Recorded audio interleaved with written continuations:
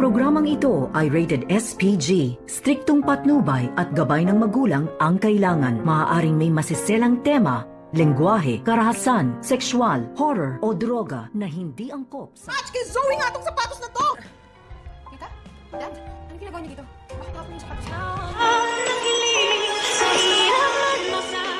Narito na nga ang ating pakabangan ngayong Miyerkules sa abot kamay na pangarap. Ikinalulungkot nga dito nila Giselle at RJ ang ibinalita dito ni Chef Gonzaga tungkol dito sa nakuha ngang fingerprint results dito kay Zoe na hindi nga daw ito tugma dahil ang nakuha lamang nila ay itong fingerprint dito ni Don Pepe na yun nga ay inaakala na may kilalaman nga itong si Zoe at itong si Moira.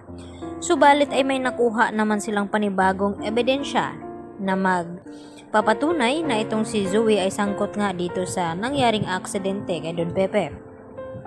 At hindi na nga nagpatumpik-tumpik pa itong sina Giselle at RJ na hanapin ang ebidensya na ito. Kaya agad nagtungo ito sa hotel kung saan nanunuluyan itong si Moira.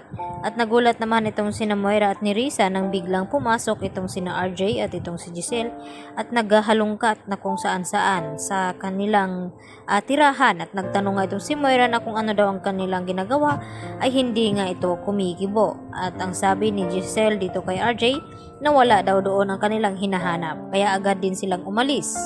At dito naman nagtataka itong si Moira na kung bakit naghahalughog ng mga gamit itong sina RJ at Giselle sa loob ng kanyang tinitirhan. At sabi naman dito ni Risa kay Moira na baka may ebidensya silang hinahanap. At agad naman na tinawagan ni Moira itong kanyang kakuntsaba na pulis doon kung saan ay siya mismo ang mataatay nga dito ni Moira. At dito na pag-alaman na may nakuha ngang ebidensya ang mga ito na sina RJ at Giselle laban dito kina Moira at Zoe. Sa akala na tapos na nga at absuelto na sila dito nga sa mga hinala ni RJ at Giselle. At dito naman na sinabi ni Giselle kung hindi daw kay Moira ay nakakatiyak ito na kay Zoe. Kaya agad na pinuntahan nila itong bahay ni RJ at laking gulat nga nila nang matagpuan sa kwarto ni Zoe itong nga sapatos. At sinasabi dito ni Giselle na match nga itong pinakita ng pulis dito sa kanila at dito sa sapatos na hawak ngayon ni Giselle at RJ. Kaya walang duda na pagmamay-ari nga ito ni Zoe.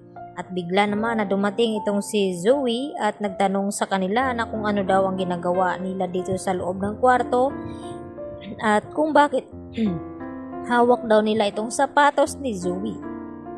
At hindi na nga makakatanggi pa itong si Zoe dahil ipinakita na nga ni Giselle ang hawak niyang ebidensya na magpapatunay na may kinalaman itong si Zoe sa nangyaring aksidente kay Don Pepe.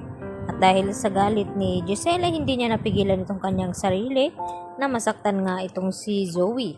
At pilit na pinapaamin na kung bakit gusto niyang pasnangin ang kanyang lolo Pepe sa kung ano man ang dahilan. At dito na rin napipilitan na aamin itong si Zoe kung ano talaga ang nagiging dahilan na hindi niya ito sinasadya na maitulak sa bangin itong si Don Pepe dahil inagaw lamang niya itong cellphone na hawak ni Don Pepe at dahil tumawag nga ito kina RJ at Giselle. At ang ididiin dito ni Zoe ay walang iba kundi itong si Moira dahil siya naman talaga ang nagpapakidnap dito nga kay Don Pepe. At tila nababaliw na rin nga itong si Lynette dahil sa trumas, dahil sa nangyari nga sa kanya na nilooban nga ang bahay nila ni Carlos kaya pati ibang tao ay nagawa ring saktan dito ni Lynette. Kaya yan naman ang ating pakaabangan bukas kung makaligtas pa ba itong si Zoe sa mabigat na ebidensya na hawak ngayon ni RJ at Giselle. Yan lang po at marami pong salamat sa inyong panonood.